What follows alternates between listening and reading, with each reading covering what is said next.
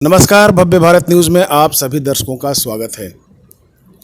आज हम आपको एक ऐसे व्यक्तित्व से मिलाने जा रहे हैं जो पीओके सीमा के अंदर मंदिरों के लिए काम कर रहे हैं। यानी हमारे साथ आचार्य मदन जी मौजूद हैं जो शारदा पीठ के कर्ता धर्ता हैं, जो सब कुछ देखते हैं।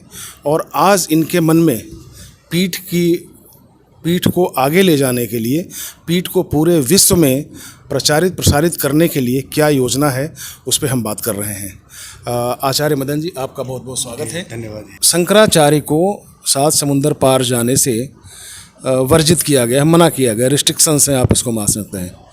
आप चूँकि काफ़ी विद्वान हैं और अध्ययनरत हैं और पूरे ग्लोबल अपने सनातन के बारे में आप जानकारी रखते हैं, तो इसके बारे में क्या कहना है, क्यों ऐसा किया गया है? देखिए, इसके पीछे एक राजनीतिक एक अवधारणा कार्य करती है। शंकराचार्य जो पद है वो बड़ा एक जिम्मेदारी वाला पद है, और राजनीतिक अवधारणा की मैंने जब बात कही तो उसकी अपनी एक सुरक्षा व्यवस्था होनी चाहिए।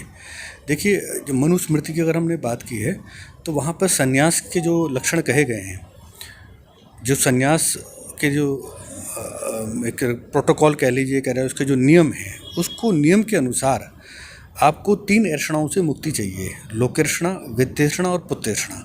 जिस व्यक्ति के अंदर लोक में प्रसिद्ध होने की भावना खत्म हो गई है कि मेरा नाम हो, इन्होंने कंट्रोल कर लिया है।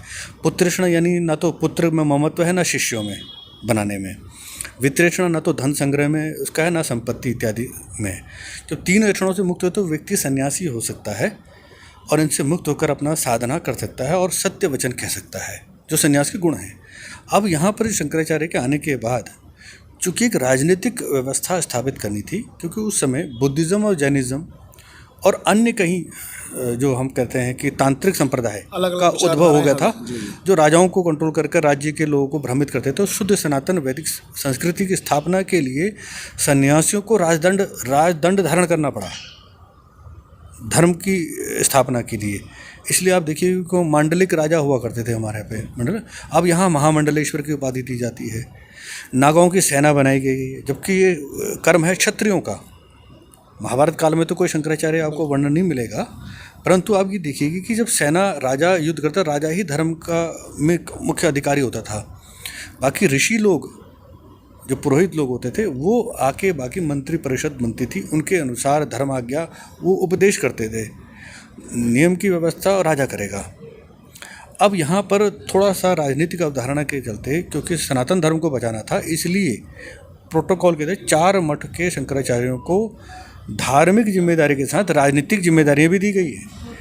उस धार्मिक जिम्मेदारी के चलते कोई भी ब्राह्मण, कोई भी साधु, कोई भी सन्यासी पूरे विश्व में भ्रमण कर सकता है। उसके लिए देश की, राष्ट्र की सीमाएँ नहीं, वो हर बाउंड्री को पार करता है, क्योंकि धर्म की पताका सर्वत्र है। परंतु राजनीतिक अवधारणा अगर आप उसका उस पोर्टफोलियो में भी अगर आप हैं, तो आपको फिर अपनी सीमाओं को उल्लंघन नहीं करना, जब तक कि आपात स्थिति, एक अनिवार्य स्थिति पैदा ना हो जाए। उसके लिए फिर ये व्यवस्था रहती थी कि जो उनके शिष्य हैं उनको धर्म प्रचारक बनाकर विदेशों में भेजा जाए। अगर विश्व में धर्म प्रचारक भेजने की परंपरा नहीं होती तो आज देखिए विश्व में अनेक जगहों पर सनातन धर्म के मंदिर मिल रहे हैं, मूर्तियाँ मिल रही हैं, कहीं हैं शिलालेख मिल रहे हैं। कैस्पियन सागर जो है वो कहते हैं कि कश्यप ऋषि के नाम से बना है। कैस्पियन सागर। तो क्या आज ये संभव नहीं है कि आज जो भी शंकराचार्य हैं बाहर जा सकते हैं? बिल्कुल जा सकते हैं, क्योंकि अब जो उस वक्त जो शंकराचार्य जी की ने जो व्यवस्था की आदिशंकर ने, वो उस समय के हिसाब से थी कि आज राजनीतिक पावर ख़त्म हो चुकी है। आज राजनीतिक सत्ता में हमारे केंद्र में डेमोक्रेटिक सरकारें चलती हैं चुनाव के द्वारा। अब धर्म प्रचार के लिए हम जा सकते हैं, क्योंकि अब राजनीतिक अवधारणा की जो जिम्मेदारी थी ना, धार्मिक से उनका राजनीतिक जिम्मेदारियाँ शिफ्ट हो चुकी हैं। अब वो धर्म प्रचार की दृष्टि से स्वतंत्र हैं। मुझे ऐसा लगता है कि इस पर विचार करना चाहिए और शंकराचार्यों को विदेशों में जाना चाहिए। कोई इसमें किसी प्रकार की कोई क्या कहते हैं ना कि अलग बात नहीं होगी, कि धर्म विरुद्ध बात नहीं होगी। ये धर्म है सन्यासियों का, ऋषियों का, पूरे भूमंडल में भ्रमण कर धर्म का प्रचार करें। अब देखिए कई नए नए कथावाचक आध्यात्मिक गुरु विदेशों में जाते हैं और विश्व में अनेक जो अलग अलग धर्मों के अलग अलग देशों के ना उनको अपने शिष्य बनाते हैं और सनातन धर्म से जोड़ रहे हैं। तो शंकराचार्य जी क्या दिक्कत है? ये उस वक्त की राजनीतिक व्यवस्था के चक्कर में, ताकि उनकी सुरक्षा भी जिम्मेदारी है, क्योंकि उनकी हानि से और बहुत सारी चीज़ें प्रभावित होती हैं। आचार्य मदन जी, बहुत बहुत धन्यवाद आपका। फिर अगले इस एपिसोड में फिर आपसे मिलेंगे, तब तक के लिए नमस्कार।